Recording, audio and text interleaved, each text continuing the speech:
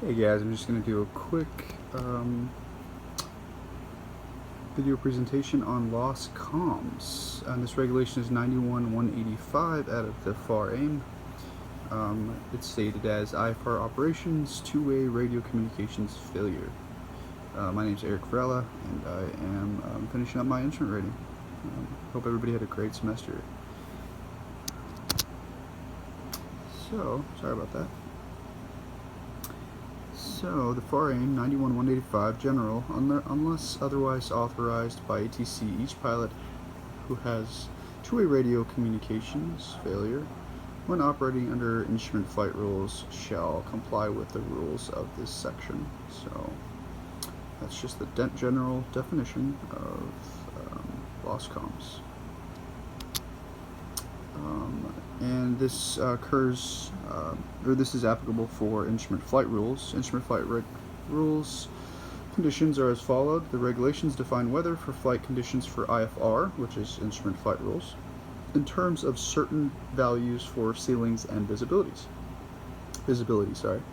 IFR conditions consist of ceilings less than 1,000 feet AGL, so above ground level, and or visibility less than 3 statute miles.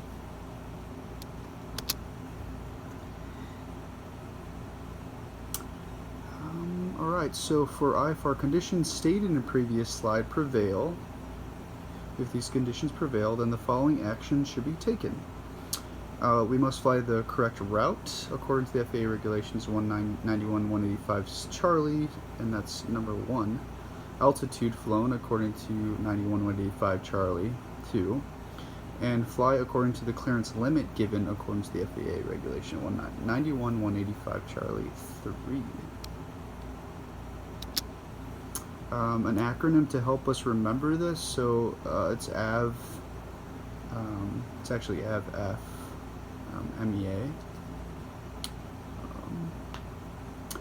And then I'll just put that F in there, but A is to fly the route assigned in the last ATC clearance received. B is if being radar vectored, so we're being radar vectored by ATC, fly to the fix that you're being radar vectored to, okay?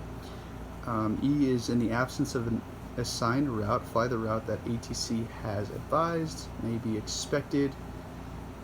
F is for fly. And then M is fly the highest of the MEA, with that altitude, then or expected altitude or the assigned altitude. So you must fly the highest of those. That'll help you remember if you remember that acronym AVF. Sorry, MEA, sorry. Now, first and foremost, if the clearance limit is the destination, when reaching the last fix en route, begin the approach immediately regardless of time. Now, what happens if the clearance limit is not the destination? So first off, we're going to break it down. It's a little diagram, I don't know if you can see it, but essentially, is the clearance limit an IAF, so initial approach fix? Let's go to the left first, and let's say yes, and then we'll break it down. Do you have an EFC time?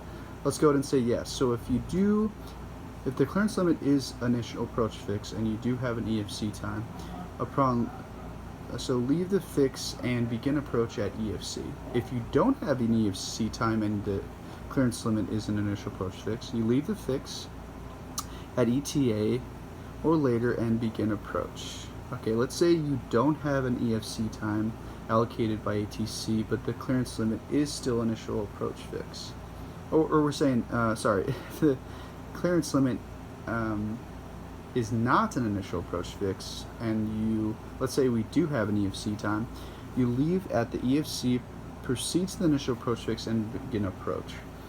Let's say if the clearance limit is not an initial approach fix and you do not have an EFC, then you want to proceed to the initial approach fix initially, leave fix at ETA. Okay? And let's say it's in VMC, so visual meteorological conditions, land as soon as practical. You must have no cloud from your MEA to your destination. And that's pretty much it, guys. Thanks.